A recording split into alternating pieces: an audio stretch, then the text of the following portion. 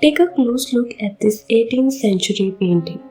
It's titled Young Woman with Servant, painted by Stephen Slaughter in the 1700s. Based on the title alone, you assume the woman sitting down is the wealthy aristocrat, and the black woman standing behind her is the servant. But look closer. The woman sitting down wears zero jewelry, a plain dress, and a simple straw hat. The woman standing up, she's wearing expensive pearl necklaces, gold earrings, intricate lace, and a luxury plumed headpiece. In an era defined by rigid racial hierarchies and transatlantic slavery, this painting didn't just bend the rules of art, it completely shattered them. Today, we are uncovering the hidden subversion in a portrait where the servant might actually be the master. To understand why this painting is so radical, we have to understand the propaganda formula of Georgian England. Back then, if a wealthy white person included a black servant in their portrait, it was pure power flex. The servant was always placed lower in the frame. They were kept in the shadows to act as a literal dark foil, to make the white subject's skin look paler, more noble. They were props, holding trays or gazing up like adoring pets. Now look back at Slaughter's work. The formula is completely broken. There are 3 specific clues in this painting that tells us a completely different story than the museum title suggests. Clue 1. The luxury flex. Look at the clothing. The seated woman is dressed in pastoral style, basically 1700s cottagecore.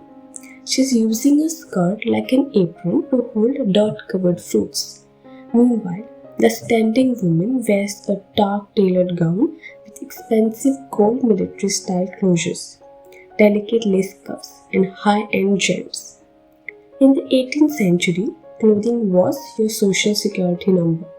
The standing woman is objectively dressed in higher status. Clue 2. The direct gaze. In Portraiture, eye contact equals power. The seated woman is looking off into space, completely passive. But the black woman, she is looking directly at you. Her gaze is confident, calm, and commanding. She is confronting the viewer, demanding to be seen. Clue 3. The hand on the shoulder. In the strict social etiquette of the 1700s, a servant touching an aristocrat's shoulder was an unthinkable violation. It represents intimacy, protection, or even dominance. Furthermore, she has all the agency in the scene. She is actively reaching up to pick an orange to give to the seated woman. To a modern viewer, it's just a fruit. But in the 1700s, oranges were a massive historical fact. Because they had to be grown in expensive heated greenhouses called orangeries, citrus fruits were the ultimate luxury symbol of extreme wealth, colonial trade, and empire. So what is actually going on here? Who were these 2 women? Historians are trapped in a massive debate. We know that in the mid-1700s, there were around 15,000 black people living in London.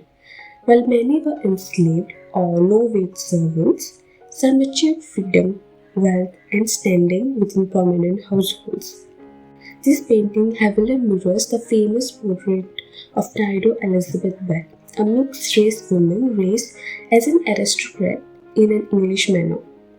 Is it possible the standing woman in the slaughterhouse painting was a beloved companion, a family member, or a woman of independent wealth, whose true identity was erased by later art historians who just assumed she was a servant because of her skin color?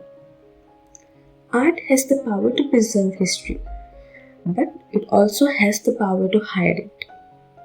For centuries, this painting was labeled to fit a comfortable historical narrative, but the brushstrokes don't lie. Stephen Slaughter painted an exchange of power, intimacy, and status that defied the very empire he lived in. Look at them one last time. Who do you think is holding the power in this frame? Let me know in the comments and don't forget to hit subscribe.